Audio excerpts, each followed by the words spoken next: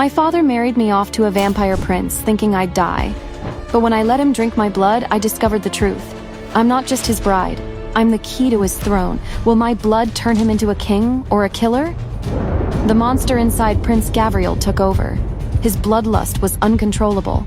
His body shook, fangs bared, as he held his human wife Evie close and bit down.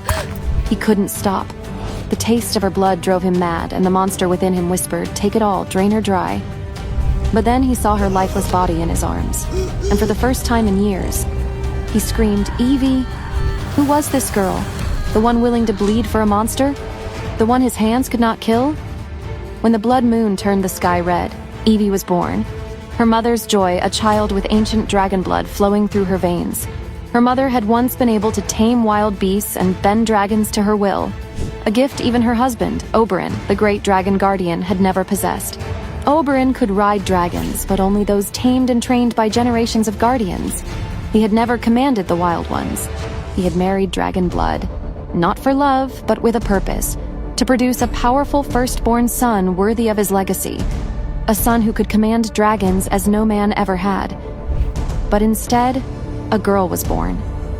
To him, she was just a disgrace, unworthy to even sit on his throne. Though Evie inherited her mother's gift, making her the strongest the bloodline had ever seen, Oberyn turned a blind eye to it and saw only a curse. Because many years ago, the priests had warned him, only a firstborn son will carry your legacy. But beware, if it's a daughter, she will turn it against you.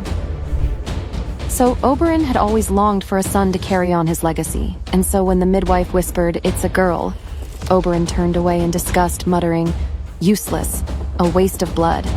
That same night, Evie's mother died. Everyone believed it was childbirth, but it wasn't. Oberyn had planned it. She hadn't given him the son he wanted, so he used childbirth as the excuse to end her. But equally true was, he was afraid. Afraid of her power, afraid she'd always outshine him, and he hated her for it. So, without mercy, he killed her, and only the child remained.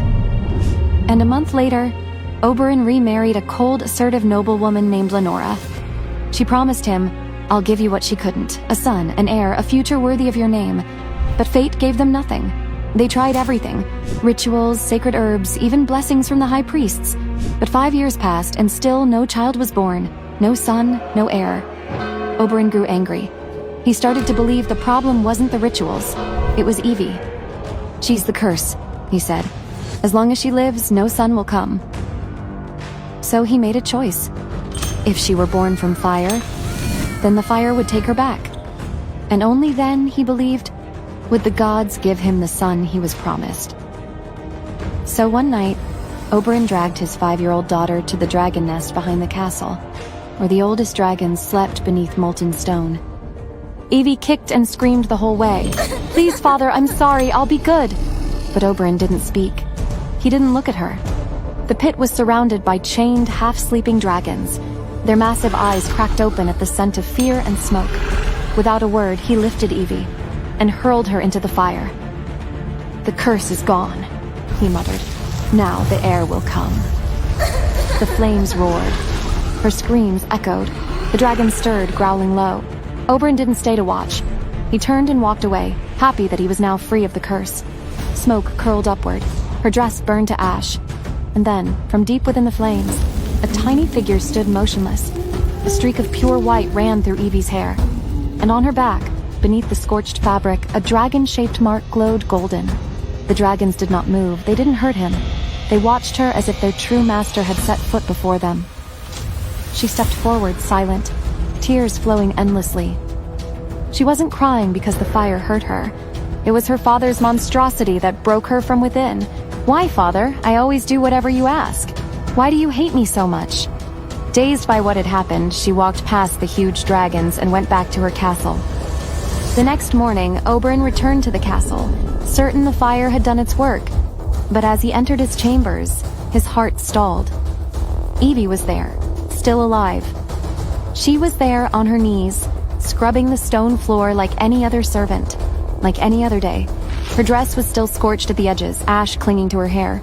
"How?" he breathed, stepping back. Only one other had ever survived a dragon flame, her mother. Oberyn couldn't believe it. She'd come back from the fire. That night, behind closed doors, Oberyn told his wife everything. "I threw her into the pit," he muttered, barely meeting her eyes. "She didn't burn, she walked out, untouched, the curse still lives." His wife froze. "Are you mad?" she hissed. "Curse or not, she's still the princess. If the court even suspects the Dragon Guardian tried to kill his own child, they'll never forgive you." She stepped closer, eyes cold and sharp. "If you want to get rid of her, don't be reckless. Leave it to me. I'll break her from the inside. Slowly, quietly. No one will ever suspect a thing." "Keep her hidden, keep her small, she must never train," Oberyn ordered. From that day on, Evie was no longer his daughter, and whenever there was a feast or a celebration at court, her stepmother Lenora never missed a chance to embarrass her. That night was no different. The great hall was full of noise and music. Nobles raised their goblets and ate roasted meat. One guest drank too much. Suddenly he stood up and puked all over the marble floor. The smell was strong and awful. A maid hurried forward with a bucket to clean it, but Lenora stopped her. "No, Evie will clean it." The hall went quiet. Evie's heart pounded as she walked forward. Everyone stared at her. Lenora smiled, but her eyes were cold. "Go on. You're used to dirt, aren't you?" Some nobles laughed quietly. Evie knelt down and started scrubbing the mess. The smell made her want to gag. The rag was wet and sticky. She tried her best not to throw up. When the floor was finally clean, Evie got up and left the hall as fast as she could. She barely made it to the washroom before she threw up on herself. She stayed there, shaking, crying, and feeling ashamed. Every day she was made to sweep the halls, wash blood-stained armor, and sleep in the cellar with the other servants. Lenora forced her to polish dragon harnesses she would never ride. "You were born to serve, not to sit on a saddle," Lenora sneered. No matter how hard Evie worked, there was always another chore, another reminder that she was nothing more than a servant in her own home. This went on for years, and things only got worse when Evie turned 12. Tired of waiting, Oberyn called on the priests. "I want a son, do whatever it takes. Just give me an heir." The eldest priest gave a slow nod. "There is a way, but it requires the blood of a virgin girl." Oberyn didn't hesitate. "Take Evie. She's useless. If her blood can give me a son, use it." The soldiers obeyed at once. They entered her room and dragged the sleeping child away. They took Evie to the castle's lowest chamber. Cold, silent, carved from black stone. Shadows twitched in the candlelight. Old dragon bones and stains marked the floor. At the center, under a dragon's skull hanging from the ceiling, stood a heavy stone altar, cracked and dark with dried blood, waiting for the ritual to begin. The priests chanted as they carved old symbols into her skin. Evie screamed when the cold knife cut her, and her blood filled a dragon-shaped bowl. The marks on her arms glowed red. She cried and begged, "Father, please don't let them hurt me." But Oberyn stood by, quiet and unmoved, even as he saw her faint and collapse on the floor. And the ritual continued. As one of the priests reached for the bowl with blood, fire burst out and burned his fingers. He pulled his hand back and shouted, "Stop! Step back! She is not an ordinary girl." The other priests froze. Evie, barely aware of anything around her, fainted from pain and blood loss. The priest's eyes widened, his burnt fingers shaking as he pointed at Evie. "Lord Oberyn, stop! Don't touch her!" he gasped. "She's not an ordinary girl. She carries dragon blood." His voice trembled as he stepped back. "She won't just command dragons," he whispered. "She'll rise above kingdoms, fly, and burn those who refuse to kneel." He looked at Oberyn, pale with fear. "You can't stop her. She will outmatch any king or beast. She was born for power, born for fire."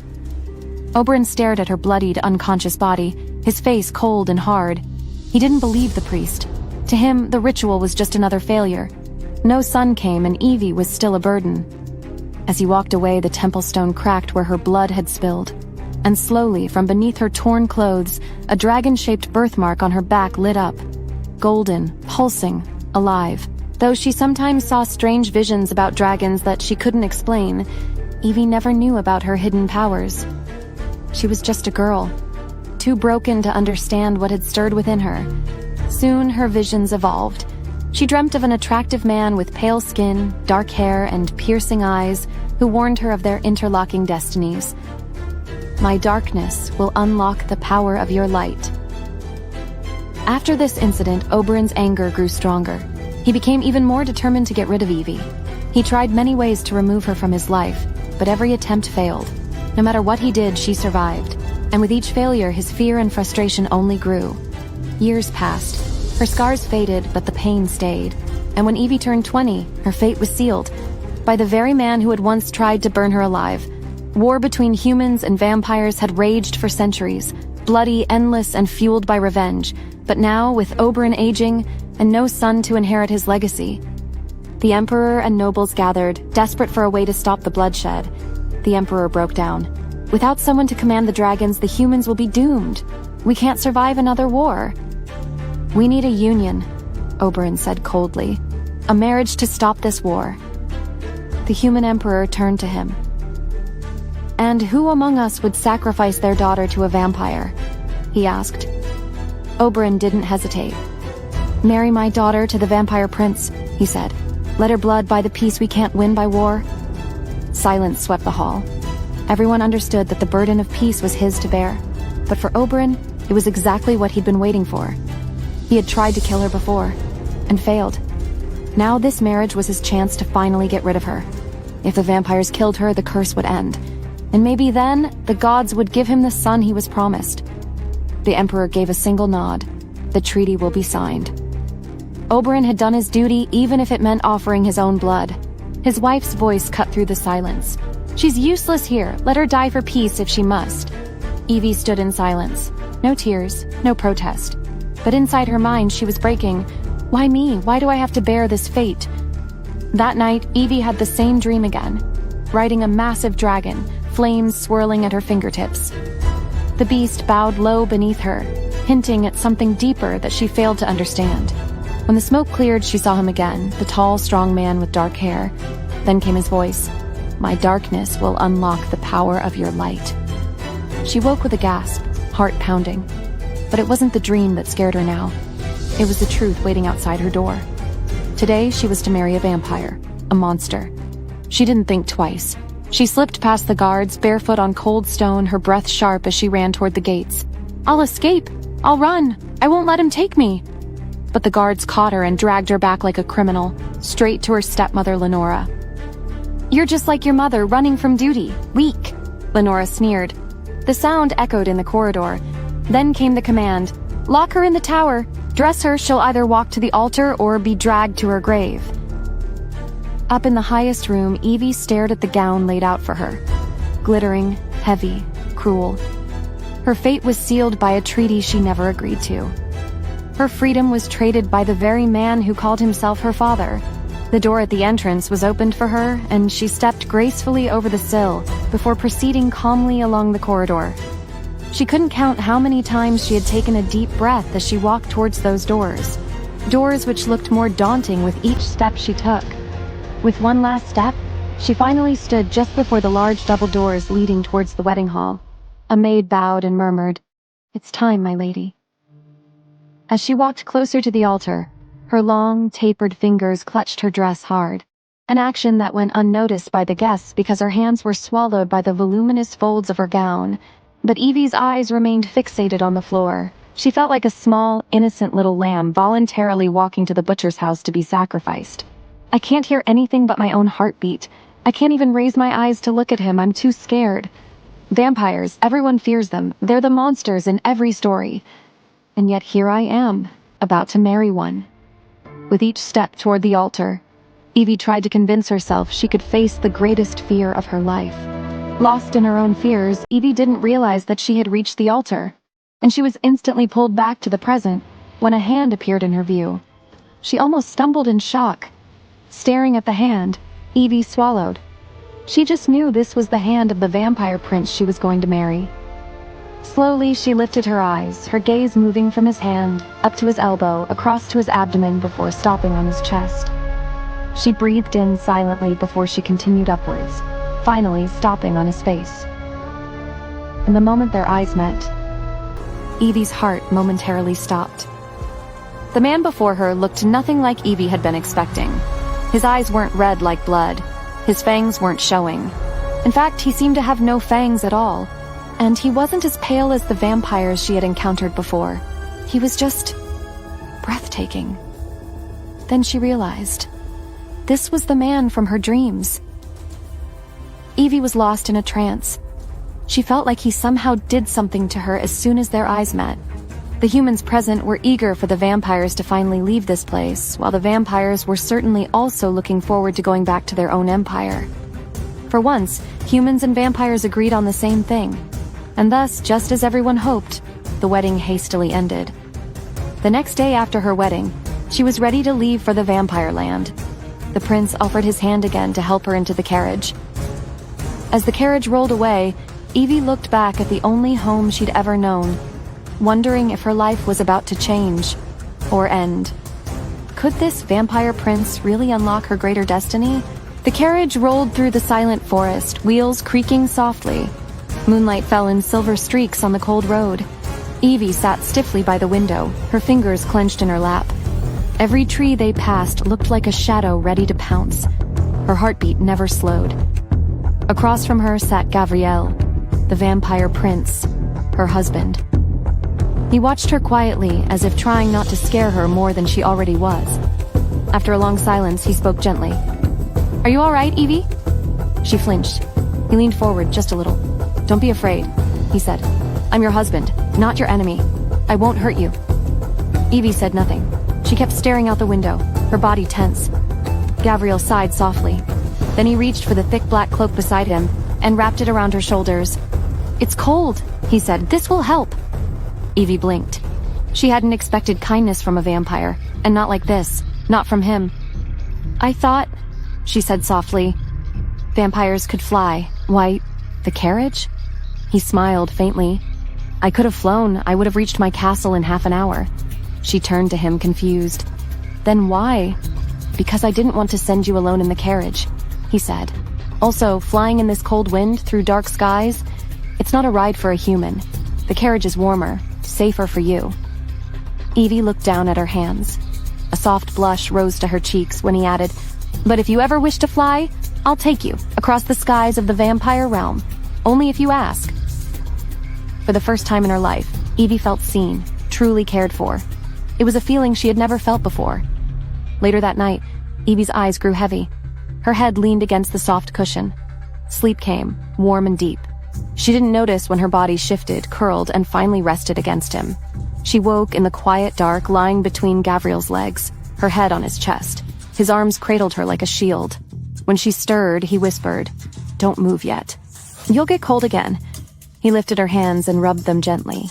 Evie watched, amazed. "You're warm." Gabriel smiled. "I've heard other humans say vampires are as cold as corpses, aren't you?" she asked, sleep still in her voice. "I'm different," he said. "Not like the others." She looked at him, confused. "Different? You don't seem scary like other vampires. You're not even cold, but why?" "When the time is right, I'll tell you everything. My past, my truth. For now, just rest." His voice carried the weight of memory. Evie closed her eyes again, the steady beat of his heart strange but comforting. And for the first time in her life, Evie fell asleep feeling safe. Wrapped in Gabriel's cloak, resting against his chest, she didn't flinch, she didn't dream of blood or cold stone floors. But peace never lasted long. Suddenly, the carriage jerked hard. Evie jolted awake. What was that? Gabriel sat up, alert. "Stay here." He stepped out, leaving Evie in the carriage. Evie peeked through the door and froze. Her breath caught. "Monsters!" She waited restlessly. But when Gabriel didn't return for a long time, she slowly stepped out of the carriage. Gabriel drew his sword. "Get back!" he shouted. Evie trembled as the beast circled her, fear tightening around her chest and blurring her vision. Then she fainted. Gabriel caught her just in time, cradling her in his arms and urging, "Evie, I'm here, you're safe, no one can hurt you, wake up." At that moment, a faint golden light flickered from the dragon-shaped mark on her back. Above them, dragons soared through the smoky sky, their vast wings casting heavy shadows like shields. The beasts froze. Their growls fell silent. One by one, they lowered their heads, bowing before the unconscious girl in Gabriel's arms. Gabriel stared in disbelief. "They're bowing? To a human girl?" he muttered in astonishment. As the beasts vanished into the forest, he gently carried her back and placed her inside their carriage. He rubbed her hands, wrapping her in his cloak, trying to warm her. Slowly, Evie opened her eyes, dazed and wide. Reality hit her, and she stared at Gabriel in shock. "Did you kill the beasts?" Gabriel turned to face her. "No, they just left. They were bowing to you." Evie's brow furrowed in confusion. "To me? Why? Is it because I'm your wife?" Gabriel shook his head. "No, even I'm confused." He stepped closer, his eyes searching hers, and whispered, "Evie, you're special." She looked away, blushing. "Maybe." After a pause, she continued, "I've always had strange dreams. Sometimes I see dragons. Sometimes I hear them calling my name. I've seen these beasts too, bowing in my dreams." Gabriel nodded silently, and their journey continued. Shadows stretched long over the land as the carriage passed the final bend of the forest. And there it was, laid before them like a dream carved from the darkness, the vampire kingdom. Black towers that reached into the clouds, lanterns that glowed with blue flame, streets paved in obsidian stone shining under the crescent moon. It was both beautiful and terrifying. Evie leaned closer to the carriage window, her breath catching in her throat. This is where you live?" Gabriel glanced at her. "Feels different, doesn't it?" She nodded. "It's not what I imagined. It rarely is." The carriage slowed. Outside, vampires had gathered to see their prince return with a human bride. Their pale, cold eyes stared. No words, just stares. Curious, cold, some are filled with hate. Evie shrank back into her seat. Gabriel noticed. He reached for her hand again. "Don't look at them," he said softly. "Look at me." She did, and just like before, she felt safer.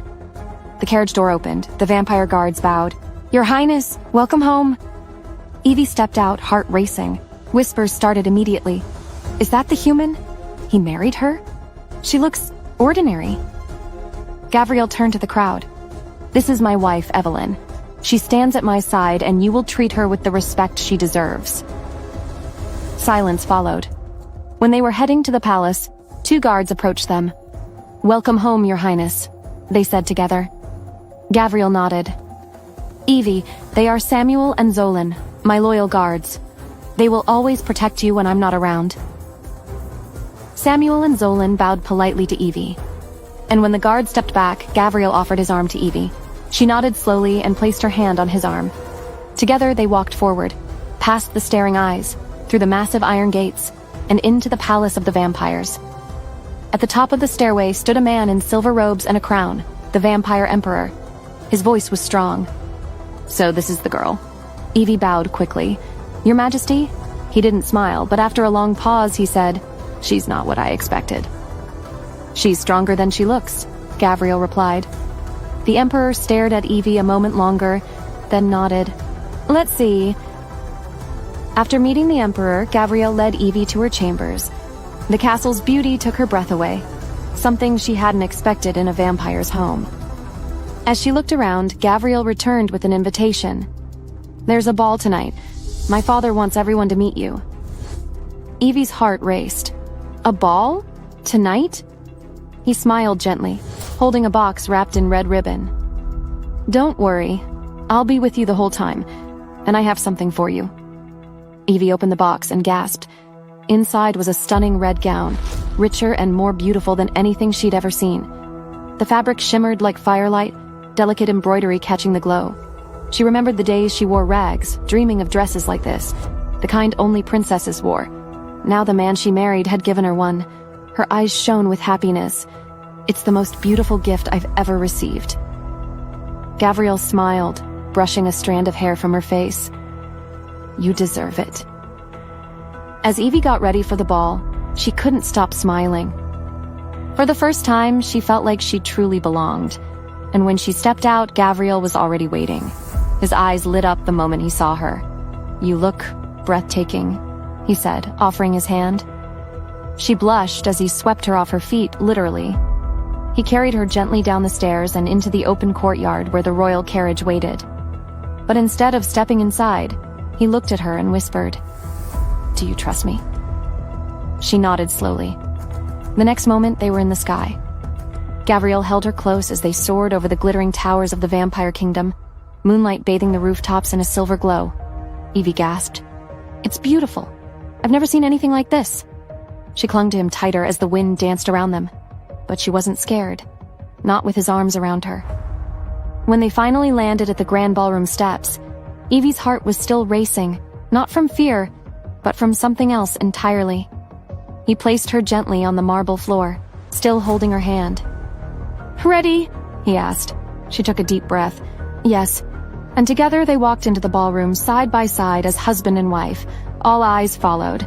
But Evie kept her gaze forward, chin slightly raised, until a voice sliced through the music. "So, this is the girl you married?" A woman stepped forward from the crowd. She was beautiful, tall, curves wrapped in an elegant gown that sparkled like wine in a firelight. Her hair fell in dark waves, her smile sharp. Gabriel's arm stiffened. Evie blinked. "Who is she?"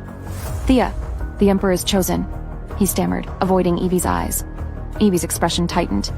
"Chosen for who?" The woman didn't wait. She looked Evie up and down, clearly unimpressed. "I'm Lady Thea. He didn't tell you? I'm Gabriel's fiancé." Evie froze, and Gabriel stiffened.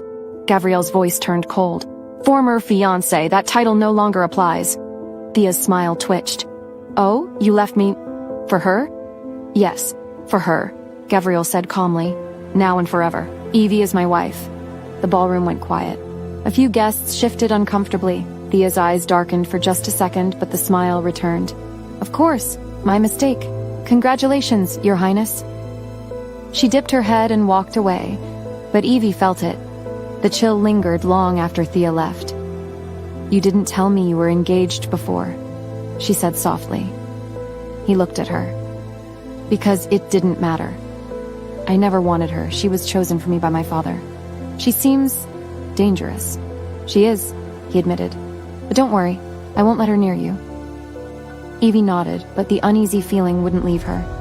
Something in her gut told Evie that this wasn't the last time she'd see Thea, and she was right. Later that night, Gabriel stepped out onto the balcony for air.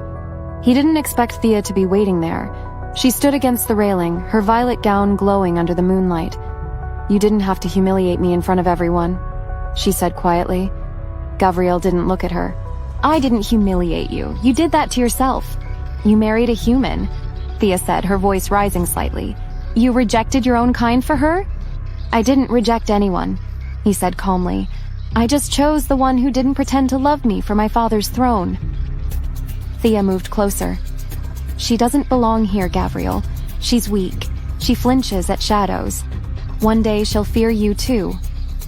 Gabriel turned to her, his eyes colder now. "She already knows what I am, and she's still here." Thea's lips curled in sarcasm. "Does she? Does she know what lurks within you? She knows about all the virgin girls you've drained dry to keep the beast at bay?" Gabriel fell silent, unable to answer. Thea's jaw tightened. "Soon you'll lose control. You'll hurt her or worse, and when that happens, I'll be waiting." "No, Thea," he said sharply. "I won't let that happen." She shot him a hard look. "Did you already forget what happened last time you lost control?" Memories from centuries ago came flooding back. The monster that lurks within him. A creature ruled by hunger who had forced him to kill not only countless virgins, but also the human woman he had loved most. The memory still lingered in his mind, haunted him. The shame and guilt from those years never truly faded. Suddenly, a shadow passed over Gabriel's face. "That was a different time, Thea. I've changed." She shook her head. "You say that, but I remember how long it took you to come back after that night, the blood on your hands, the grief from killing without mercy." Gabriel's jaw clenched. "It won't happen again. I'm in control. Now don't approach me or my wife again, or I will consider it a threat." Then, without another word, he stepped past her and walked away, leaving Lady Thea to scheme, alone in the starlight. Evie froze, halfway into her nightgown. The silk slipped from her hands as Gabriel stepped in, hair damp from rain, silver eyes burning. She clutched the front of her gown. "Because I didn't want to see you." He moved closer. "Then why are you trembling?" "You let me think I was the only one, while she claimed to be your fiancé. Thea was chosen for me, not by me. That ended the moment I returned with you." "Then why not tell me?" "Because I didn't want her to exist between us," he growled. "I wanted one moment without you looking at me like I might break you." Her voice shook. "And now I don't know what's real." He stepped in, slow and deliberate, his breath brushing her cheek. You're real, and I have never wanted anything the way I want you. If I had wanted Thea, I'd have kept her. I let her go. For you. Her fists clenched in the silk. Let me prove it, he said softly. Say the word, and I'll touch you. Not as a monster, not as a prince, as your husband. Evie leaned into him. Kiss me, husband. He was on her instantly, one hand yanking her waist against him, the other tangling in her hair. His mouth crushed hers, no hesitation, no restraint. When they parted, breathless, his body caged hers without touching. I need to hear you say it, not as duty, not as politics, you...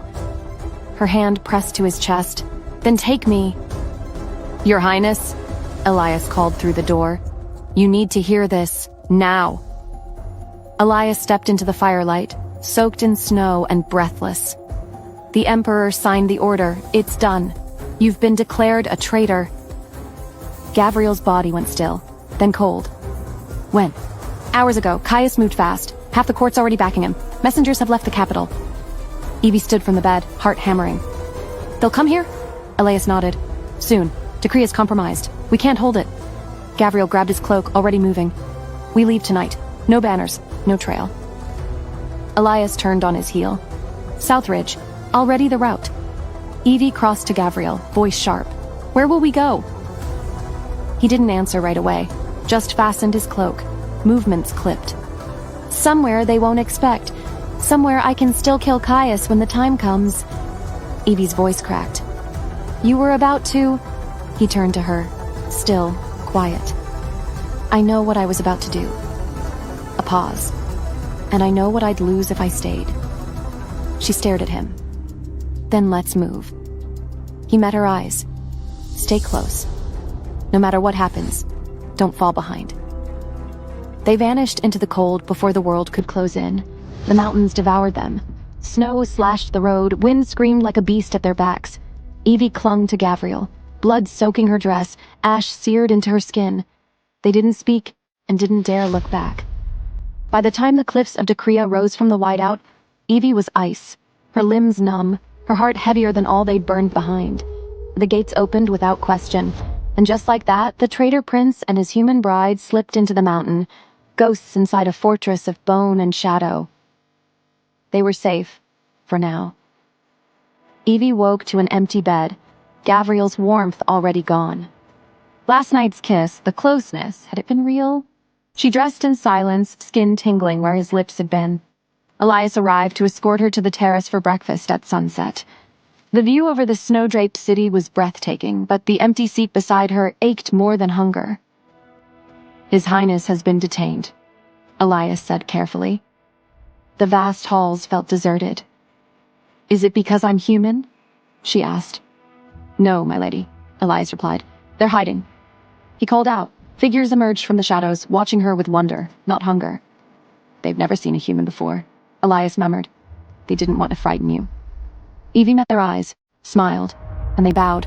For the first time here, she didn't feel like prey. She felt rare.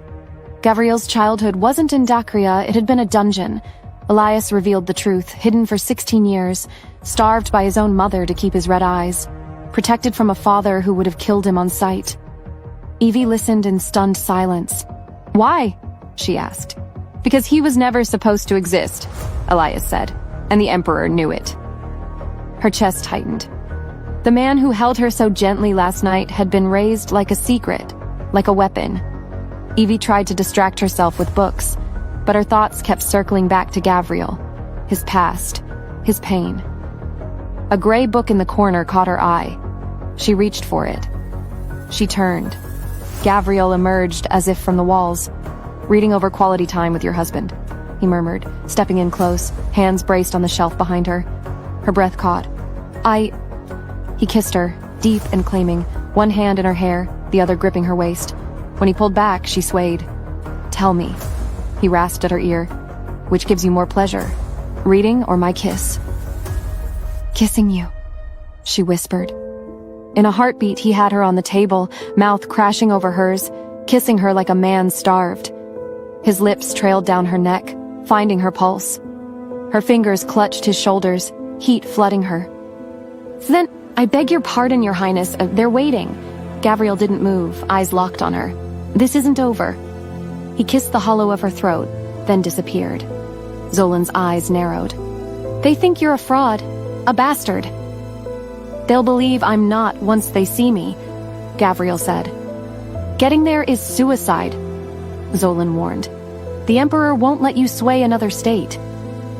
He won't have to, Gabriel murmured. He'll come here, torch Dekria, prove no one defies him. Zolan stayed silent. I told my wife this was the safest place in the world, Gabriel snarled. I'll make sure it is. We want you to sire an heir, the Duke said. You must take noblewomen, mistresses, until there's a child. She's human. She may never give you one. The burn inside her sharpened, not rage but a boiling warning. Let them try to touch what's mine. Gabrielle's voice cut like steel. I already have a wife, one official scoffed. A wife who won't even let you touch her. Enough, Gabriel roared. Speak another word against my wife and I'll take your head. No one spoke, but Evie could feel it, the quiet fantasy of a future without the human wife in the way. They had no idea the power awakening in her blood could burn them alive.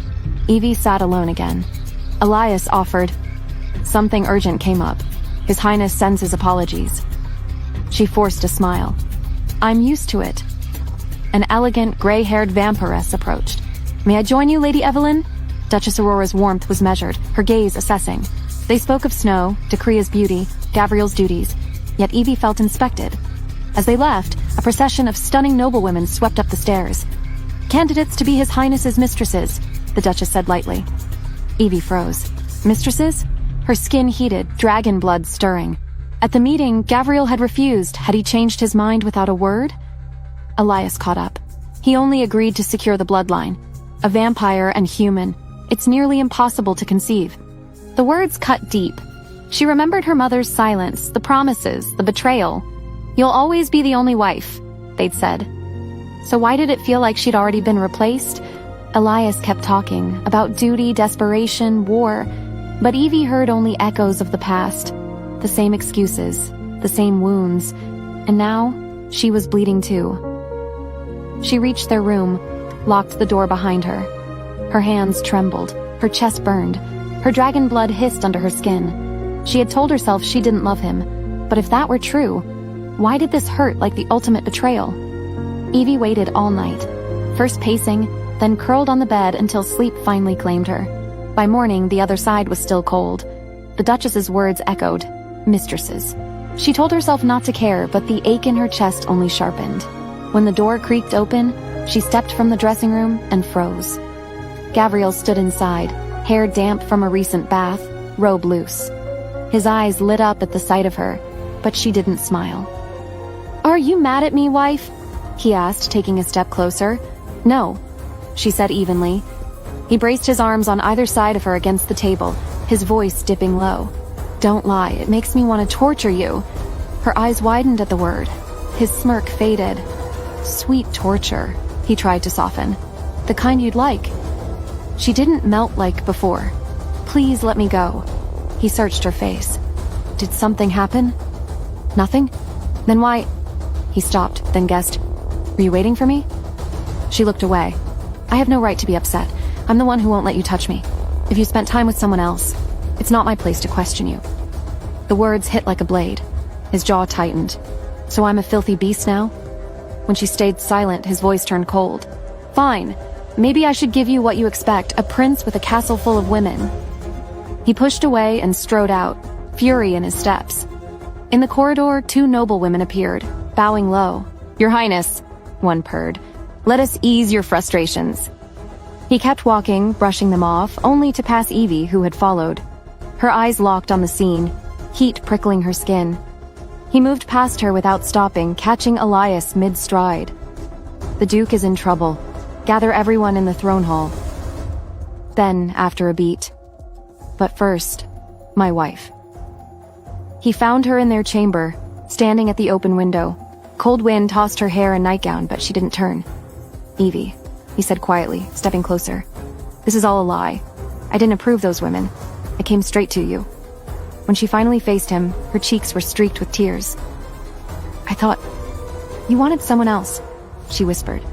Never, he said firmly. I followed like a fool, but I'd never touched them. Her breath shuddered. She reached for him, and he pulled her close, his arms wrapping tight as her fingers curled into his robe. His mouth found hers, and the tension broke like glass. Samuel, who had accidentally entered before knocking, cleared his throat. "The Crown Prince is coming with a half-blood."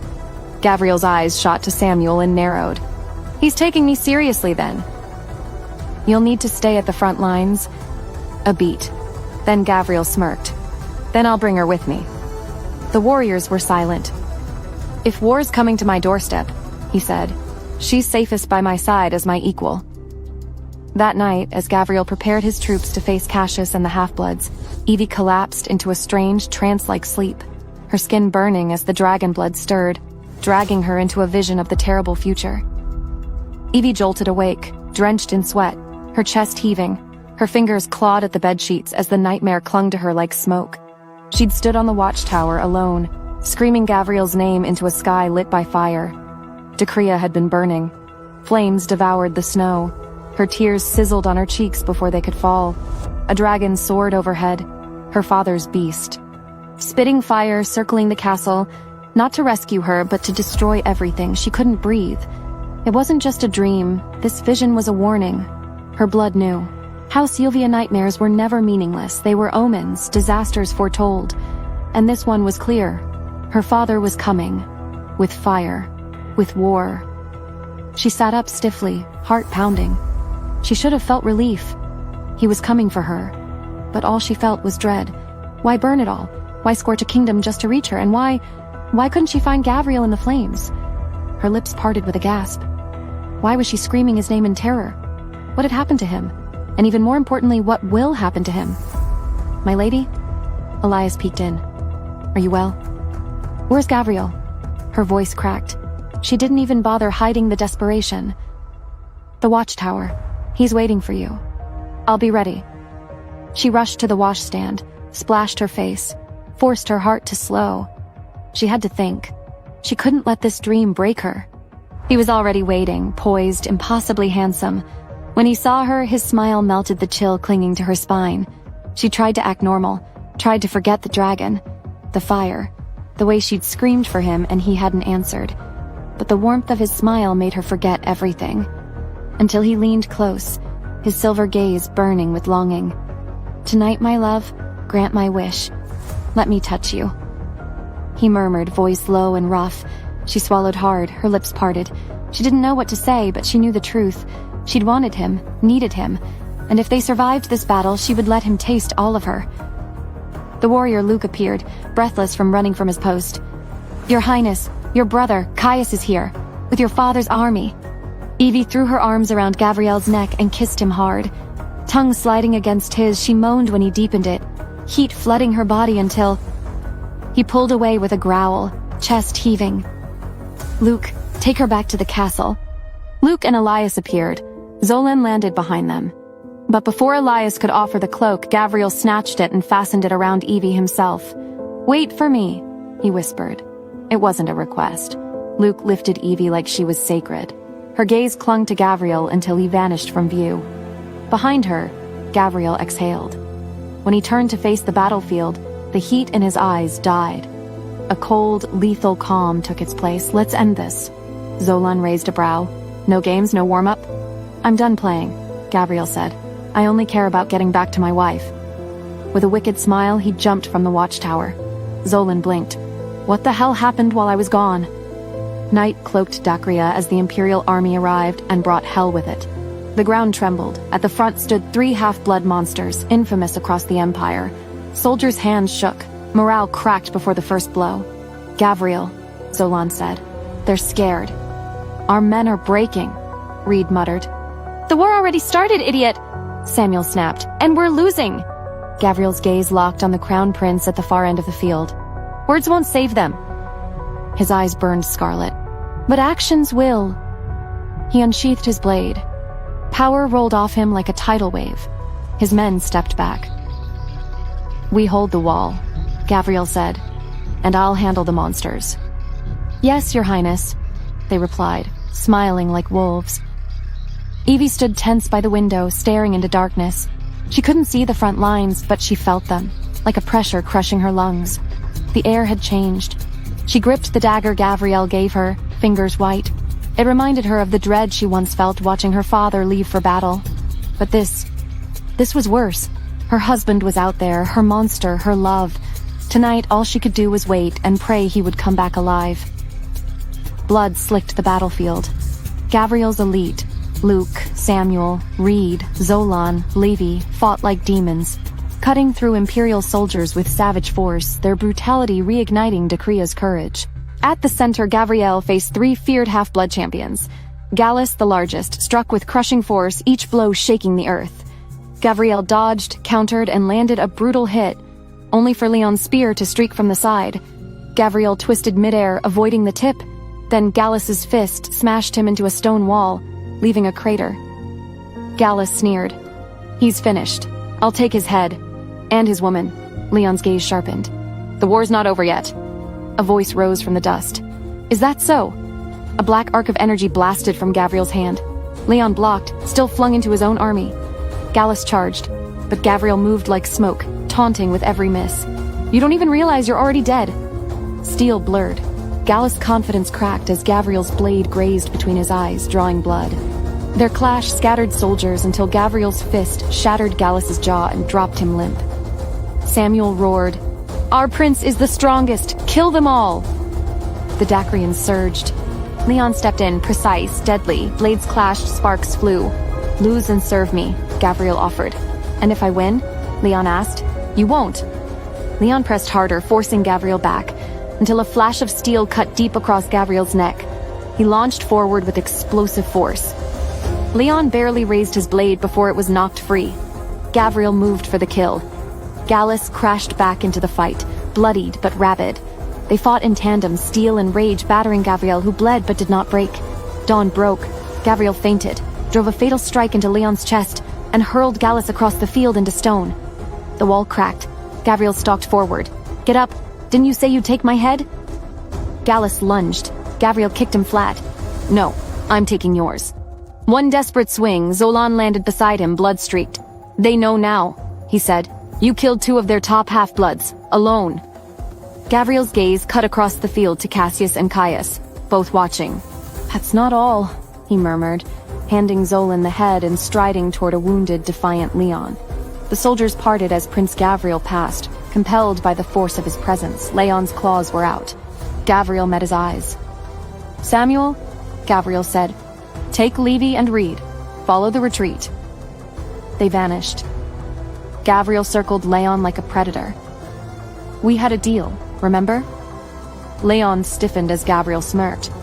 "You lost the bet. That makes you mine." Leon remained silent and watched Gabriel closely. "You're strong, Leon, not mindless. You deserve more than being Caius's discarded tool." Leon's voice was wary. "Why would you want me? I'm a half-blood, a disposable weapon." "I don't want weapons, I want comrades." Gabriel's eyes gleamed red. "Fight with me, or die alone." Leon hesitated. Gabriel tossed his sword back. "What's it going to be?" The blade clanged in Leon's grip. Something shifted. Power. Freedom. Slowly, he dropped to one knee, head bowed. "I'll serve." The soldiers watching said nothing, but no one objected. Somehow it felt inevitable. Gabriel stood at the edge of the rampart, surveying the blood-soaked field. Bodies lined in rows, Dacrian and Imperial alike. The cost was steep and the night far from over. Zolan approached, tense. "That wound on your neck, it's not healing." Gabriel reached up, then staggered. Zolan caught him. "Shit, it's Night Mist, the most lethal poison ever crafted. Cassius, this was his doing without my lead. They will take Dekria, they'll take Evie from me." But Gabriel stayed calm, even as his skin paled and his eyes glazed over. "It won't kill me, not this time." Zolan growled. "This is how they test your bloodline. Night Mist only spares true royals, blue bloods. They wanted to prove you're the Emperor's bastard." Leon's eyes widened in horror. He unsheathed his sword and sniffed. There it was. Faint but unmistakable. Poison. His rage boiled. They must have switched blades during the spar. "Caius, he planned this." "It wasn't your fault," Gabriel said sharply. "Stand down." Leon dropped to his knees. "Then give me death." "You don't deserve death. You deserve vengeance." Samuel landed beside them. "Caius and his army have retreated. They're heading for the capital." Gabriel's breath hitched. Then they got what they needed. Proof I'm the Emperor's blood. Zolan cursed. This wasn't about winning, it was a trap to confirm you're the rightful heir. Gabriel's knees buckled slightly. Get me to the dungeon now, before I lose control. Inside the library, a hidden panel opened. Samuel helped Gabriel down a narrow stairwell into the darkness of the dungeons. If Caius returns, Gabriel rasped, swaying slightly. Unlock me, even poisoned, even raving, I'm still our best weapon. He coughed, breath ragged. But I doubt he will. Samuel hesitated. What about Lady Evie? She'll ask for you. Gabriel froze. His lips parted, but no words came. For one terrible moment he'd forgotten her. The poison was already stealing his memories. His voice cracked. Keep her away from me, please. His hands trembled at his sides. If I see her, if she comes near while I'm like this, I'll lose control. I'll tear her apart. He turned his face away as if ashamed. I would rather die in chains than risk her life. Evie stirred in bed, clutching her chest. Her dragon blood sizzled under her skin. Something was wrong. Her eyes flashed gold. Gabriel! The poison pulsed through him. And she felt it. Her husband was suffering, and she had no idea where he was. Evie gasped awake. Her chest burned. Something was wrong. She ran to the nearest window, threw it open. Smoke drifted from dying fires. Blood stained the snow. The Emperor's banners, retreating. His army marched away like ghosts. But where was Gabriel? Evie sprinted through the fortress, searching every room, every hallway. No sign of him. Elias! She cried, rounding a corner. He startled. Your Highness, he had to leave. Council business. She stared at him. Elias, she said coldly, don't lie to me. He couldn't meet her eyes. Zolan stiffened when she appeared. Where is he? Her voice shook. Tell me. He hesitated, then looked away. Locked beneath the fortress, he said softly. Poisoned, night mist. He's lost to bloodlust. Evie staggered. No. He'll kill any human he sees. His mind is slipping. We're looking for a virgin sacrifice, someone whose blood might slow the poison, ground him long enough to survive. But he'll drain them dry. Evie's dragon blood seared through her chest. Rage, grief, power. I'm still a virgin, she said quietly. And he won't kill me. Evie, no, Zolan barked. If he doesn't recognize you, he will. Her voice trembled. He has to. Zolan's lips parted. Then slowly he gave a single nod. The library. Behind the far shelf. The panel will open. Evie stepped into the cold, damp stairwell. The air grew heavier with every step, thick with rot and the scent of blood. Her pulse roared in her ears. At the bottom, she stopped. The chamber opened wide and black before her, silent still until she heard it. A pair of glowing red eyes flared from the shadows. They weren't human. Gabriel crouched in the center, shackled, shirtless, body slick with sweat. Veins pulsed black across his chest and neck. His hands twitched, claws bared, chains trembling. Evie. His voice was barely recognizable. Get out. Now. Her heart cracked. I'm not leaving you. I can't control my thirst. I'm not myself. I'll drain you. I'll kill you. His back arched, fangs bared in agony. Evie stepped closer, cloak falling from her shoulders. You can, she whispered, because I'm giving you permission. His body went still, too still. Her voice was barely a breath. My love, you can touch me now. That broke him. He exploded forward, fangs flashing, red eyes wild, just as Evie screamed. Gabriel? Will Gabriel's poison-induced bloodlust kill the woman he loves? Will Evie's dragon blood tame the beast or awaken one of her own? If he doesn't kill her, will he turn her? And if she survives the bite, what kind of monsters will our lovers become? To find out, listen to the story The Vampire Prince only on the Pocket FM app. Download now.